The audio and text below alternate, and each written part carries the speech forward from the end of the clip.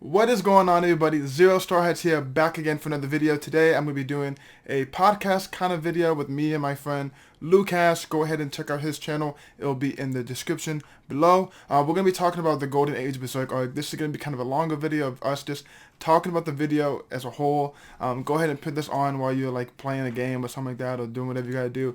And hear us talk about this arc. It's a really great arc. I was gonna do like a small little video about it, but there was just too much I wanted to talk about. So I'm just doing a video like this. If you guys enjoy this kind of video, let me know. It's something I can do again. But anyways, I hope you guys enjoy the video. See you next time. What's going on, everybody? Zero Straw Hats here with my friend Lucas. He has been one of the first friends I made in the YouTube community. Very happy to be doing a video with you again today, man. We're going to be talking about one of the best manga I have read this year, maybe one of the best manga I've read in general. Very hyped to talk about it. We're going to be talking about Berserk Golden Age arc today.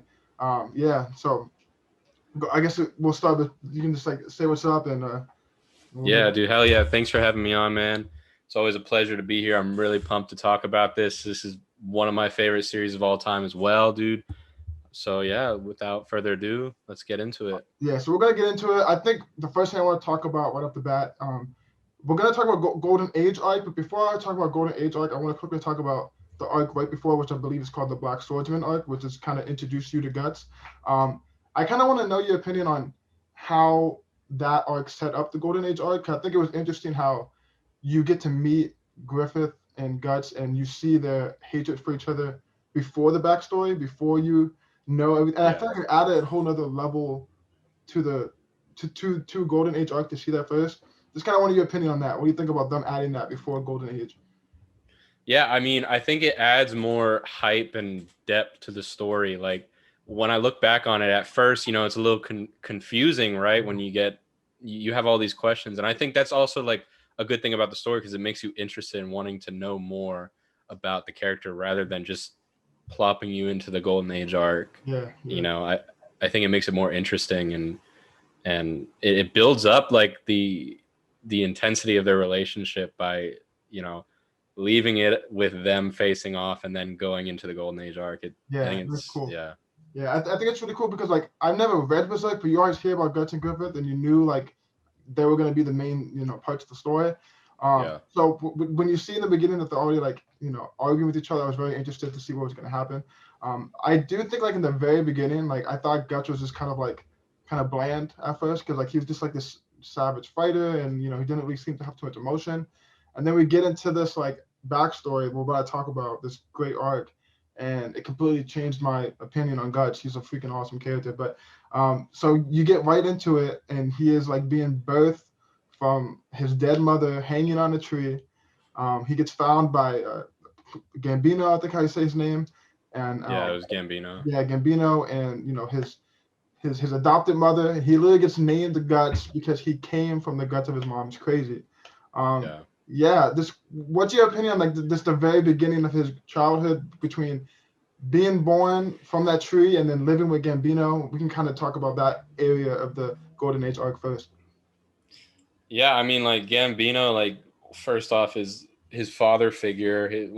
His father, yeah, in a sense. We see that he looks up to him, and like all children would, and he's not the best typical father, but Guts is like kind of almost he takes on a lot of his qualities, and I would say like him in a lot of ways, and we see later that he comes back to haunt him, and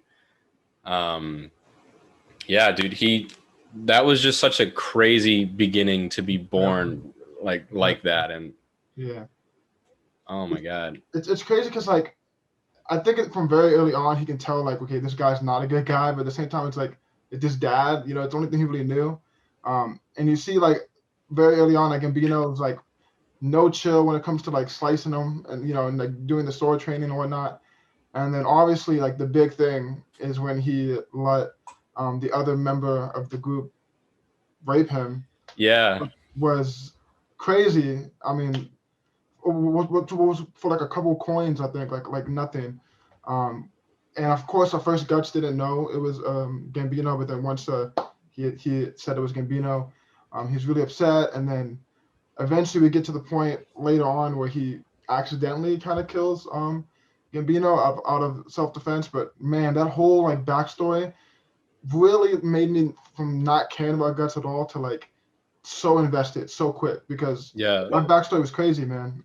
It it was really makes you feel so sorry for him, right? Like yeah. it's such a traumatic like childhood right off the bat. Like that's what I Mhm. love about the this Berserk is that it is some of the craziest things happen to these characters, especially Guts. Like he takes such burden, and at first you're right, you don't understand why he's the way he is, and Yeah, it's really awesome. Well, not awesome, but it's just good it gets you storytelling. so emotionally invested in him Yeah, when you see yeah. all these traumatic events that happen to him, and And that really sets up like his personality so well. Like even like there's multiple times after that scene where they show where like normal like this like people will come up and try and touch him and he gets like really like on edge when people touch him because of what happened. And there's things like that in the story that are very important because you got that. Like you know what I mean? It's very um it just makes it feel earned. I mean, like every part of his character feels earned. You know what I mean? But really, at that point, Gambino is dead. I guess we should have said spoiler warning in the beginning of this, but at this point, we're already did the spoilers. Um, right, you can edit that in, and yeah, yeah. but so Gambino, Gambino's dead, and he ends up joining the Band of the Hawks because he's in that battlefield against Grievous people or whatever, and he shows up in that against that one opponent who was really strong and beat him, impressed Griffith, and then long story short, he ended up having to fight Griffith. He lost the fight. He joined the Band of Hawks. Yeah, that was a really cool part of the story, right? Like having him finally become a member of the Band of Hawks. Yeah, I mean, and I love the cool thing is how well the mangaka develops the characters, and really helps develop Guts by building these relationships with the Band of the Hawks, and I love that how for the most part I think most of them get their own like individual times to really interact with him and interact with everyone else, and it really helps build like this whole community, and Yeah. it's really it feels really good to read it, and you feel really happy for Guts. Like And I think like even obviously the big thing is him and Griffith. The Griffith, I mean, as soon as you meet him, he just like his like art style, his hair. He looks like an angel or something. You know what I mean? He looks like this like such yeah, a I mean, there's such a juxtaposition between the two. Like yeah yeah. And you meet and he just seems like someone so like out of this world. Like you know what I mean? And, like everyone follows him, and he's just a great leader. And then yeah, like how you said the way he's drawn, it's kind of like this Greek art style. He has like this perfection in the way he's drawn. Everything he's really aesthetic. He's graceful, but yet he's this all he's so powerful too at the same time, and yeah, that's kind of like what everyone's drawn to him. He's like in a sense the popular guy, the charismatic guy, and yeah, and I love the art style how it complements him, and I think that's just a yeah, it's great point. And I think Yeah, that bringing that part up is what makes their relationship so good because Griffith is, Guts is the opposite. I mean, he's strong, obviously, but that's not his personality at all. He's just this guy who goes on by himself and kills to kill, and no one yeah. really, you know what I mean? They're just very different. And to see them He's a come tough guy, together, bad boy. He's yeah, gritty. He's yeah, edgy. Yeah, yeah. And you see him slowly grow. And I think that, I can't remember the kid's name, but the guy with the blonde hair, who in the very beginning, um, kind of like told him like, hey, like this is gonna become your family when they were sitting on top of the wall. is it the girl? I wish. Here we.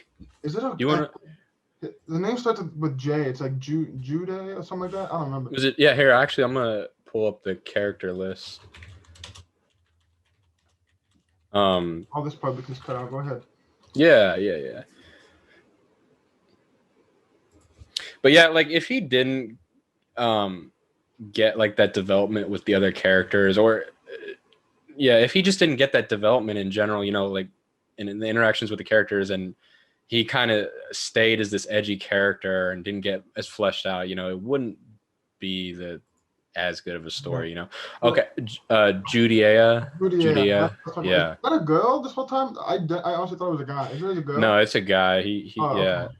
Okay, yeah, Judy, yeah. I liked how there was that. Yeah, I liked how there was that scene right when he joined the Band of Hawks with Judy, where he is on top of like the wall, and he's like saying like, look, this is gonna become your family, because like they're all like down, like drinking and having a good time, and Guts is being edgy and all by himself, and Yeah, loner. Yeah. yeah, and I don't know, man. I just think that like all that is so well earned in the story, between getting his backstory and seeing these other characters and how their relationship starts to grow. All of it just Yeah. feels so well earned. And what I really love about Berserk, I went in there expecting like action and fighting, but that's not why I love Berserk. It's not. It's a great story. Anything else you want Yeah. to talk about in that part of the story before we kind of get going more to deep in the arc? I mean, yeah, you're right. The beautiful thing in Berserk is that the mangaka, not only I think Berserk has one of the hands down best art styles, and It's good. yeah, it really is. And Berserk is like, the cool thing I want to say is the setting itself is such a cool premise.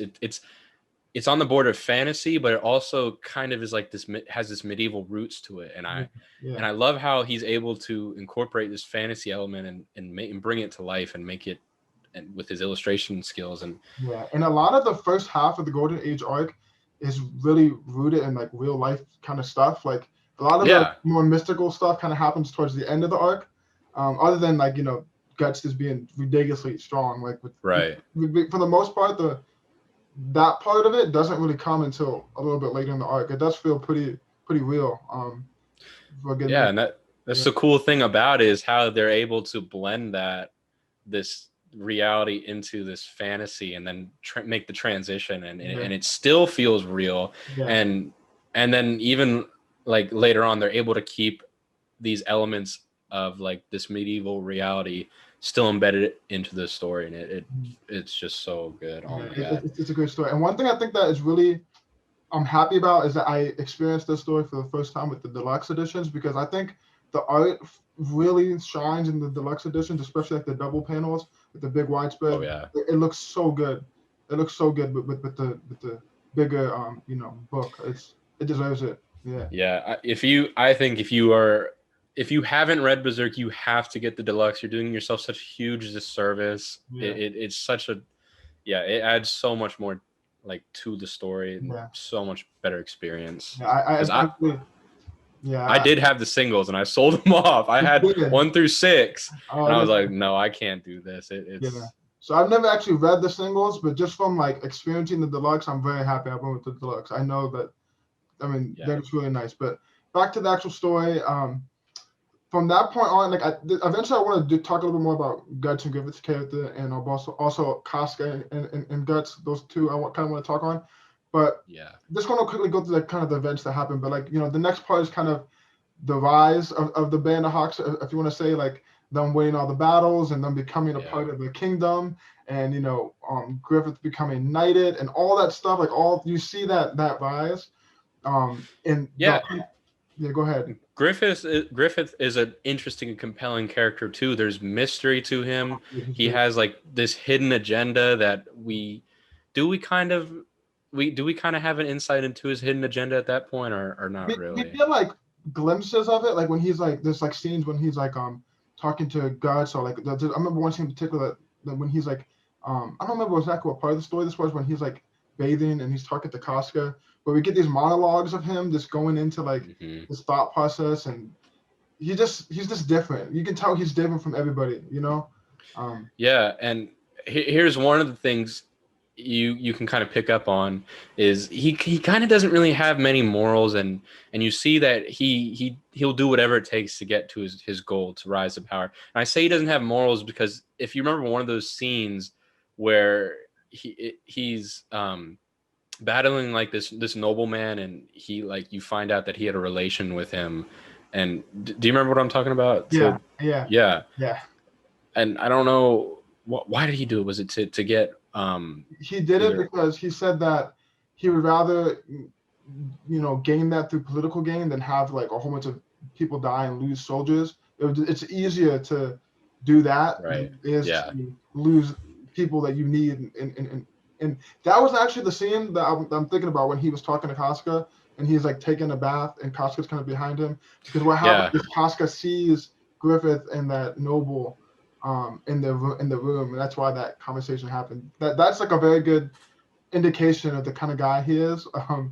Mm-hmm. Yeah, and Yep. like you see just enough like him caring about his people. Like when there's one part I think before this where one of the soldiers dies and he's like genuinely like upset. Like he's like crying about one of the. Yeah.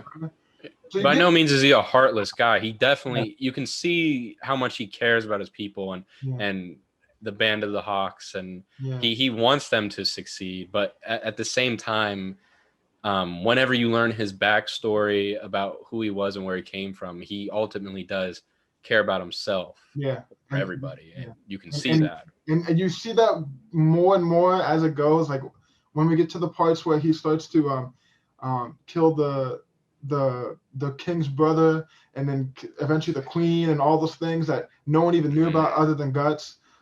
Like Right. crazy stuff, man. The rise of and then the big, and of course in that time period was when Guts had that big like fight against like the 100 men, and he went crazy and won that fight. Oh Like, yeah. a lot of this cool moments.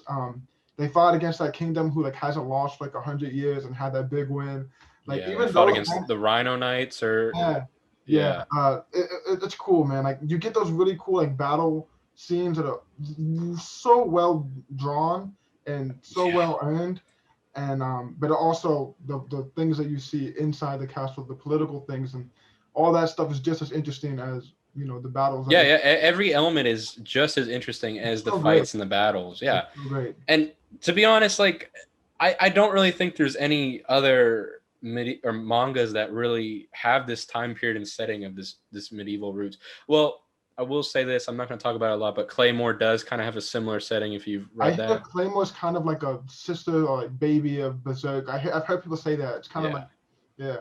Um, Yeah, but that's what's so unique about Berserk is it's like kind of one of the only mangas that does this setting so well, yeah.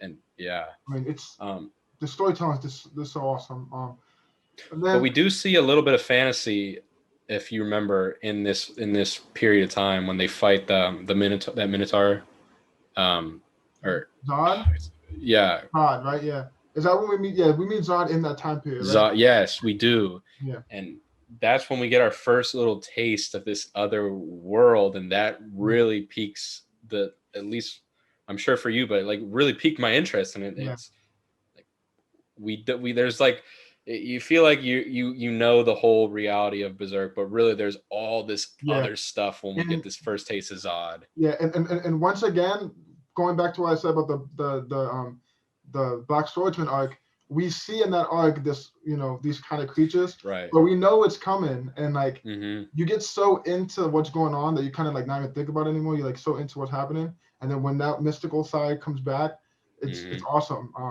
And from the very beginning, when you see that Griffith has the teleth or whatever it's called, the little egg The thing he God has, Hand, yeah, or no, he, yeah, yeah. yeah, you know what I'm talking about, the little thing. As soon as you see he has that around his neck, like stuff's gonna like go down. But Zod is crazy. And then things go bad. Like, Guts decides to leave. He decides that. Well, Um, I think we should first talk about the building of the Casca Guts relationship, because yeah. remember, she used to hate him. I, I wouldn't say hate. Yeah, it was kind of like a resentment. I think kind of jealous a little bit too. And then yeah, That's the beautiful thing. Well, the very compelling thing is the love triangle in Berserk. There is a love triangle, and yeah, it is, Casca first has this jealousy and resentment for Guts because he essentially shows her up. She is the second in command. He replaces her, is yeah, essentially what yeah. happens, and Mm-hmm. there's this resentment, and then eventually Guts comes to save her in one of the battles, and this is the time when he fights the 100 people, That and battle, yeah, right, and yeah, and it is a very awesome thing because yeah, I think a lot of us kind of want this Guts Casca thing to happen, but we see that she has feelings for Griffith, mm-hmm. and when he saves her, that's kind of when things kind of turn around, and we Yeah. get this interesting development and a lot of dialogue between them. Yeah, that's when we get the scene of them like in the cave and getting to Mm-hmm. hear more about Casca's backstory. I think like the fact that we are this deep into the video now and we're just now really starting to talk about Casca talks about how good everything else is, because Casca and Guts alone is so like a great part of the Oh story. yeah, this could easily be an hour long Yeah, video. yeah. Like it, They're great, and once again, everything in the story is just so well earned. From seeing Casca, like you were saying, be jealous and having that resentment towards Griffith, I mean towards Guts, and to see it yeah. slowly change, it was awesome. And then one part that I really want to talk about at some point with Guts and Casca is once they do form that relationship, that first time that they really decide to be together, like the conversations and Guts just really opening up for the first time was maybe my favorite part of the whole story so far. I mean, that was really such a good part of this, like really well written. Um, Yeah. and it was hard to read because you see him like kind of break down and realize like he was sad Gambino died. He was like that was his dad still. You know, like there's things that he's always held in, he'll never tell anyone about. And just to see that kind of come out, I think that was so needed for Guts, and it was great. I love that dynamic between them. Yeah, I mean, I guess we'll talk about it now, but like it all starts with that cave scene. It adds this new element of emotion to Guts, like showing that he deeply cares for someone else in a romantic way, possibly. But then obviously it is when we get to that point is yeah, when he finally opens up and is letting the floodgates open, letting his emotions like run free, man. I'm pretty sure I teared up, man. Maybe, probably, yeah. I had my heartstrings are getting plucked, man. You want that relationship so bad, and when they finally, connect and do it or whatever, like it. Oh man, it's so satisfying to see two like characters really. It's just the relationship fits so well, and You you, just get so invested. You're so like you want it to happen so bad, and it happens, and it's so great because it's so great for the relationship, and I think again it's just so great for Guts, like in general, him as a person, him to grow. It was definitely my favorite, even with the crazy stuff that we're gonna talk about later. yeah, That's probably one of my favorite parts, if not my favorite part of Berserk so far. It's just yeah. emotion I felt that during those scenes because of how well they earned that Yeah, emotion. how well written the characters are and how well they're developed and Yeah, how invested you get in them, and yeah. you want them to be together so bad. When it finally happens, it's so satisfying. But me personally, in the back of my mind, I was like, this isn't gonna last. There's no way. It never does in these Yeah, epic stories. And yeah. yeah, and then I, when it I, slowly I goes think we're at the downhill, point now we'll start talking about the downhill, right? um, I mean, but I do want to talk about, we kind of jumped the gun a little bit because we were talking about, we didn't get a chance really to fully talk about, I think, the relationship between Griffin and Guts, because it is a really unique one that, we you're kind of led to believe that they're well, they are rivals in a sense, but there is a little bit of friendship because it's kind of weird. Griffith really wants him, but at the same time, Guts, doesn't. I kind of want you to take the reins on this though, because like, what I'm trying to say, like it is a really deep and complex relationship, and yeah, they, what time period I'm talking about. It's like right, he has Guts do his dirty work. I mean, then they fight and part their separate ways, but yeah, just I want to like hear your thoughts on it. it's such a complicated relationship because I feel like there's like a lot of like respect for each other, but I also feel like there's like this sense of like brotherhood, but also the sense of maybe it's something more than that. Like there's just so much like to the relationship, and Yeah, I don't know, man. Like I feel like their relationship to me is like the hard. Like I feel like it's the hardest to talk about to me. I feel like it's something you really have to go back and reread yeah, it. you really do have to reread it, and Yeah, it's a lot to interpret. It yeah. really is. Like It's I hard. read it so long ago. Yeah, it's hard to articulate, and Yeah. I feel like if anything from this story that I know makes it so great is their relationship, and I think I'm gonna need a good like read through once or twice to really understand everything that's happened between them because it's really a lot deeper than what you see. Um, exactly. Like, I mean, again, there's this love triangle, and Griffith is aware of how Casca feels for him, and you can kind of see that. And there's moments where he does kind of take advantage or use that to his advantage. Yeah. You know, and Yeah. and I gotta say though, the weirdest the Casca guts, man, is when they're going to rescue the princess, and they have it's right after they got together, and then she still has these feelings for Griffith, and it's really hard as a Guts and Casca fanboy to see that. At least for me, it's like, oh God, why are you betraying that? Like, Yeah. There was I can't remember exactly what happened, but I remember that something happened between that time where she went with Griffith instead of Guts, and then you kind of like you had that feeling of like what was going of like it's when they finally rescue him, and then he's in the back of the wagon, you know. Yeah. Do you remember, like, yeah. And Guts is kind of from a distance, kind of looking on and seeing this and seeing that she still does care for him. And when I saw that, a part of me was like, come on, Casca. I was like, come on, like. Yeah, that's how I was like, come on, you just worked so hard. You finally, you got up here. You got this perfect relationship. And it's just frustrating because at the end of the day, you know, like, Griffith just cares about himself. At the end of the day, like you knew that was never going anywhere. You knew it was never going to happen. And then I think the part of that whole relationship that really like kind of lit a spark in me was, you know, after a lot of bad things happened to Griffith and he was rescued, and he sees and he notices the relationship between Guts and Casca, and you see that like spark in his eye, like, whoa. Yeah, that's what I'm talking about. It's hard to read in a sense because, like, God, you don't want that perfect relationship ruined, and you know it's coming, and you see the. Oh my gosh, it's crazy, man. It's a crazy story, but like I think that this is kind of a very interesting part of Guts and Griffith's relationship is when they did decide to, you know, split ways because they had that fight and Guts won and he was able to leave the Band of Hawks. I think that's the first time we saw Griffith do something that was completely out of character of what he would do. Like him going to the princess's room there was probably something he wouldn't have done if Guts didn't leave, and it was a dumb decision. It was a bad time decision, and it cost him big. And yeah, we gotta talk about that a little bit.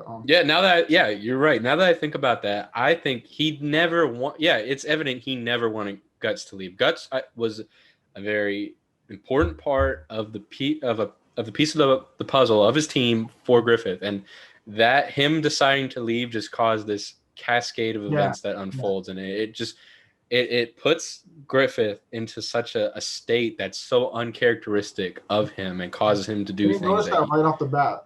Like you just from his facial reactions when it happened to like obviously the decisions he made, you saw like the switch when that happened.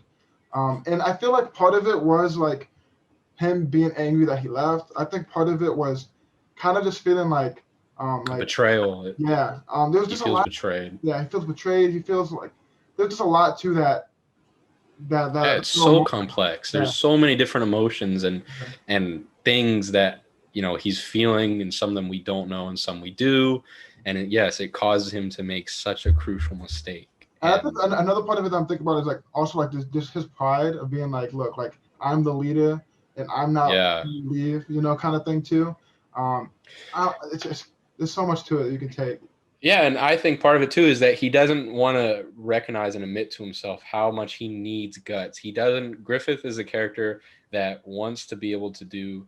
He's this leader that can do it all himself. He's the go get it guy, and he at this point he realizes how important Guts really is to him, and he doesn't want to admit that. And he realizes how Guts leaving ruins his plans to rise to power for him. And it's crazy because like at the same time all that stuff's happening, you understand why Guts is leaving. Like, you know, he doesn't feel like this is his journey. And mind you, he sees all this stuff that Griffith is doing. Like he goes along. Yeah, he's a smart character. By no means is he just this brute muscle guy. He's very intelligent. I think at this point in the story, he's the only one who sees behind the curtains of what Griffith wants everyone to see.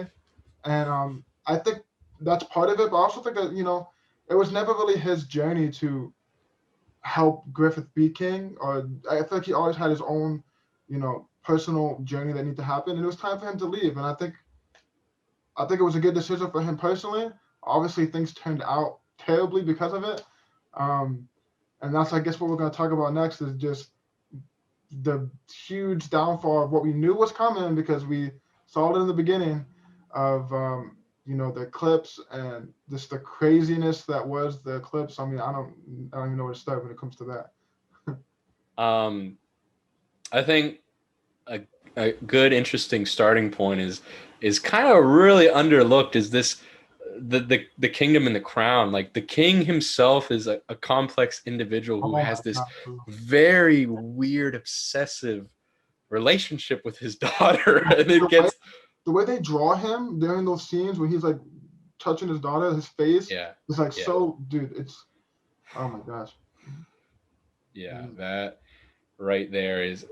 right there is just an epitome of how good the mangaka is of drawing and fleshing out these yeah, emotions by yeah. drawing the king and Oh and my gosh. even writing this relationship with his daughter, and it has to do with losing his wife and the effects of power, um, because the mangaka has this theme of power is a huge theme in Berserk, and Mhm. he does like a really interesting take on it. Like you remember like the scenes where he kind of it's kind of like in the king's mind, and he draws like him protected by his knights, and he's like in this empty space, and it's kind of when he's losing his mind, and Mhm.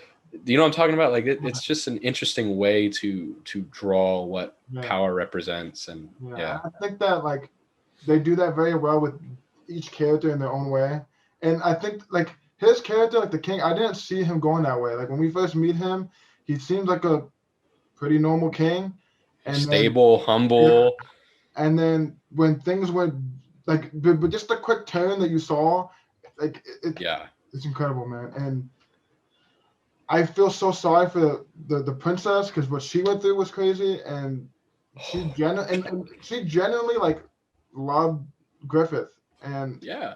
And I you can see that when they go to rescue him, that yeah, she's not afraid to see him, and she's not afraid to see the worst side of the kingdom. yeah. And At that point when we see Griffith get completely like messed up from all the stuff he mhm, went through, and yeah. we knew what was eventually going to happen. At that point, I was like, what? Like, how do we get to? How does this end to that? Yeah, Because like how does he rebound from this? Like yeah, how can you come back from what happens to him? yeah, it was terrible. I'm by the way, like a very like side note. I'm so glad they killed that little like torturing guy. Like they like Oh yeah. I hated him, man. I'm so happy when he got killed. Like, Oh, and Guts's rage is such a oh, very awesome yeah, dynamic, and the way that again the way the mangaka illustrates it, like yeah. it's like a flip of the switch, man. He turns it on, like, and the way then he draws Guts Yeah, is the facial oh, expressions, it's yeah, just he's yeah. pissed off, he's gonna And what's kill crazy people, about it man. too, like the art of it is amazing, but the art of it is so awesome because like you've seen him grow and you see like that anger is deep and it's there's a lot of reasons for it. And between the art and just what you know in the story, the progression of his character and the art style together during those scenes, it's just beautiful. It's just like so. It's just the best. Like Aesthetically pleasing to yeah, look at. Like it puts a sharpness onto his character. It's almost like he's burning. Like that's kind of when I remember it. It's like this jagged like burning effect almost. Like it's like because today animalistic. there's Like a lot of like there's a lot of good in guts, but there's a lot of just straight up anger and hate that really takes over a lot of times, and we see that a lot, especially during yeah, this part of the story. yeah. Um, and I mean, one thing that's really just fucked up to talk about, honestly, is what happened with Griffith and Casca and the Eclipse. Um, and Guts. Well, there is this what happens before is the chase scene where they rescue him. They have to run, and they have the hounds. Oh, those characters too. Those Yeah. oh my god, that was some fucked up stuff right there, man. Oh my gosh, Berserk is like definitely you got to be a certain type of person to read Berserk because those guys, whatever his name is, that crew, they were They were terrible, dude. They were oh my gosh. It was Yeah, like the black dogs or something. It's the yeah, dog something like they that. were. They're literally the hounds. Like it is a humanistic embodiment of like this dog behavior and like sexual desire and like Yeah, testosterone hypermasculinity. Like and you see these panels of him like looking like a beast, but like all these like women on him, and like yeah, it's so well drawn. It's just perfect, man. It's so good. yeah.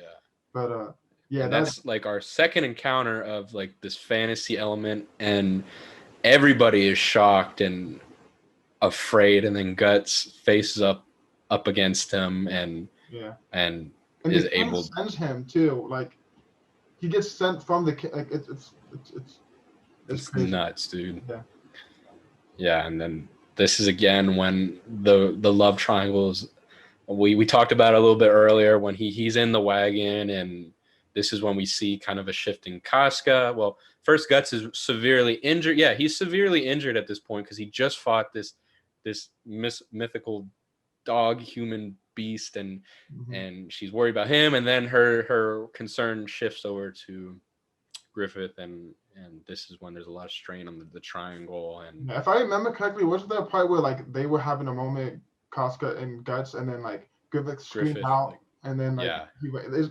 yeah, um, it's really fucked up, dude. It really is. He knows what he's doing. He's yeah. yeah, And you can just like see because like especially Griffith, like this character who has so much pride and so much this yeah. He's broken. you know goals and motivation to see him completely broken and to see him looking at at Guts, the one who Yeah, left. there's panels where he's literally looking Yeah, at them, and you can yeah, it's feel how broken he is and how much it hurts him. yeah, But though he doesn't have a romantic interest in her, for some reason it still hurts him to see them together. yeah. And you can't deny that it hurts him. And I think as much as Griffith always was this kind of person, I think in that moment there was a different kind of switch that like Yeah. just became what we end up solving in the clips, which was just And you could argue that that's kind of the catalyst that starts it, is seeing Guts and Casca, because then momentarily after that is when he goes into the lake and starts the eclipse. And yeah, and that oh my gosh, the clips was just absolutely crazy. I I, wasn't ready for it. I don't know about you, but I wasn't ready for that. it's not an easy thing to read, bro. It's and like mind you, like Guts is watching, like while all this stuff is happening. Like if I remember correctly, aren't they like keeping his eyes open and stuff, or like at that point, like his arm is already getting chopped off from trying to escape, and like Yeah, they force him to uh, watch the yeah, person he loves get uh, raped by yeah. it's Oh my crazy, bro. god. It's And crazy. then not even that, but like when he's scaling the I guess the kind of the platform, he's scaling it with his Yeah, knife to try and get to Griffith. He's mind you, he's watching all his comment. comrades get Yeah, murdered, like yeah. in the worst way possible. And Like it's just crazy because all these people would have given up anything for Griffith, and just to see these characters that you've grown with, and these secondary characters that we don't talk about as much, you cared about them too. You got enough of yeah, them where they were important, and yeah. just to They see, had personality and depth, a yeah, little bit of depth to them in their own way, and it does. Yeah, it makes you care about them, and and seeing him betray them. yeah, it's I think one of the interesting parts about it is that you know it's going to happen, but when it happens, Yeah, you're still shocked, which I think is just really well written because yeah, man, I'm telling you, like, and that we're getting close to the end of the Golden Age arc here, but I generally think this is top five, if not top, maybe the best arc in all of manga. It's good, and I yeah. do I want would have to agree. Yeah, to, yeah, I don't know, and then right after the eclipse is obviously kind of just the ending where we see Griffith and Casca kind of the aftermath of what happened, and obviously Casca is really messed up, and Griffith goes, I mean, not Griffith, sorry, Guts, I always get their names mixed up, but Guts has this thing on him now, the God Hand, or and the mark, right? yeah, Yeah, they both have the mark, and that's what attracts the the demon, demons and the monsters yeah, in the beginning. And now we know that, we know why. And I think when it bleeds is when they're yeah, just when nearby. they're coming, yeah, and like you see like everything that Guts has been through at this point, like especially witnessing the eclipse.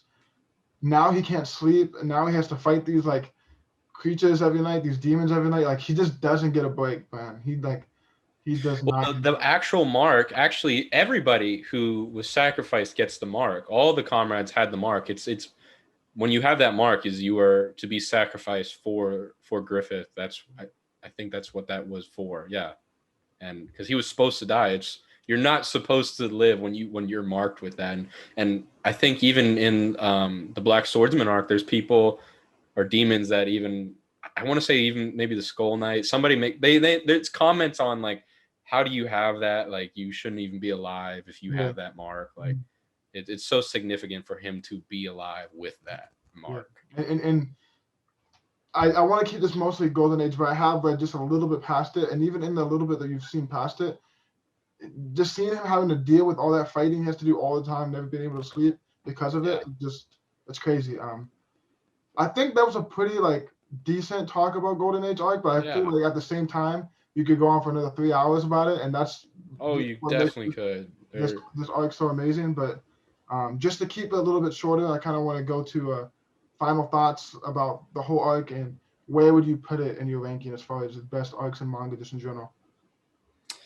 Okay, well, so how is it a 11 volume, 12 volume arc? So is it, you think 11, 12 volumes? It's really hard for me to tell because of the deluxe editions. It's hard for me to keep track of it. It's something in that range, but it's a very long arc and there is so much covered within that arc. And yeah, I would definitely have to rank it within my top 3 best manga arcs of all time. Like there is so much. It serves as this foundation for what Berserk is and this backstory for the main character, and there is just so much in it that, like we said, is so engaging. Even not even just the action scenes, everything is engaging, I would say, throughout the whole arc. And a lot of people think that it's one of the best, probably if not the best arc in Berserk. But and I can't argue with that. And I've been following a lot of other manga tubers who talk about this kind of stuff, and a lot of people say that there's some arcs that can be even better than Golden Age arc in other people's opinions. And if that's even remotely true or can be argued, then I'm so excited to get into more because I don't see how something can beat this arc. Yeah, I'm excited, man, and man, I'm super excited for this journey of Berserk. I always know I've been following manga for years, and I've always known about Berserk. I knew at some point I would get into it. It's everything I expected and more. And more, yeah. And as far as my ranking, like if I'm talking just solely like best written, I can't think of an arc I ever read that's better written than this. There's arcs that, like, for example, like the war arc in One Piece, where it might have more emotion to me because of the journey I went through getting to it in One Piece. Yeah. And the years since I watched it and how much it's grown on me. But just overall storytelling and how well it was written, it's the best arc I've ever. Yeah, hands down. I mean, it's hard to find something that compares to it. I mean, and because it like it's a standalone arc that like holds up like so well that it could that could be its own thing. Like that could be like if that was it, like holy shit, like that would hold up so well, you know? But the thing is, it's not, and there's a lot to learn, and there's a lot more to go on between Guts and Griffith and Guts and Casca and a lot of other things that we just don't even know about yet. And I'm super excited. I'm kind of frustrated that I'm almost caught up. I have to get volume 6 of the deluxe edition. But after that, it's going to be a slow ride getting caught up to all the deluxe edition. Yeah, it is. But, it's frustrating too that we know the manga is on hiatus. It really is. That sucks, man. That sucks. Yeah. I don't know though, like how much more is left to go. Yeah. But I just can't imagine, like it is a lot of pressure when you create such a masterpiece to finish it on to be able to finish it on a very high note, you know, and I hope it does. Like, you know, for example, like I'm a huge Game of Thrones fan. I love everything up to Game of Thrones, and the last season really like messed it up for me. But that being said, like I just don't see this happening with Berserk, and even if we don't get a finish to it, which I hope we do, what I experienced reading this arc will always like. This is why I have a YouTube channel. You know, this is why I read manga for this. You know, and I guess we'll leave it there. You know, definitely go ahead and check out Luke Cash's videos as well. I'll leave his description down below. I'll leave his channel down below in the description. But that's all I got for today. I hope you guys enjoyed this video. We'll see you guys next time.